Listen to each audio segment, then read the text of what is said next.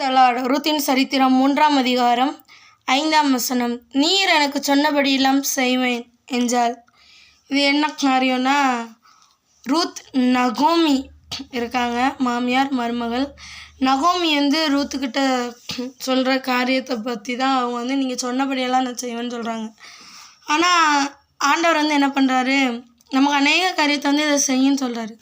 எதுக்காக சொல்கிறாரு? ரூத்துக்கு நகோமி இதெல்லாம் நீ பண்ணணும், இப்படி நீ செய் அப்படிலாம் சொல்கிறாள்ல.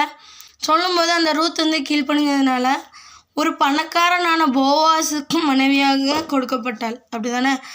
அவளுடைய சந்ததி மோவாபிய ஸ்திரீயாய் அந்நிய ஸ்திரீயாய் இருந்தாலும் அதில் தான் என்ன பண்ணியிருக்காரு, தாவீது ராஜா இயேசு கிறிஸ்து பிறந்திருக்கிறார். அப்படி தானே? ஆனால் நம்ம ஆண்டவர் சொல்கிற வார்த்தைக்கு நாம் கீழ்ப்படிந்து நடந்தோமானால் அவர் அந்த மாமியார் என்ன பண்ணுறாங்க, ஒரு பணக்கார வீட்டில் அவங்க வாழ்கிறதுக்கு ஒரு வழியை ஏற்படுத்தி கொடுத்தாங்க. அப்படி தானே? அதே மாதிரி இந்த ஆண்டவர் என்ன பண்ணுவார், நம்மளை இதை விட பெஸ்ட்டான இடத்துக்கு என்ன பண்ணுவார், நம்மளை கொண்டுட்டு போக அவர் உண்மை உள்ள தேவனாக இருக்கிறார். ஸோ அவர் நமக்கு என்ன சொல்லுகிறாரோ அதன்படி செய்யுங்கள்னு சொல்லி யோவானில் இருக்கும்.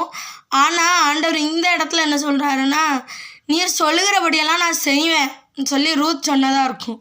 ஆனால் அதே வார்த்தையை நம்ம சொல்லலாமா, நீர் சொல்லுகிறபடி நான் செய்வேன் ஏசப்பா, இன்னும் அந்த வைராக்கியம் நமக்குள்ளே வேணும்னு சொல்லி ஆண்டவர் விரும்புகிறார். எனவே நாம் அவரை கீழ்ப்படிவோம், அவர் சொன்னபடி செய்வோங்கிறத உறுதியாக இருப்போம், அதை செஞ்சு காட்டுவோம்.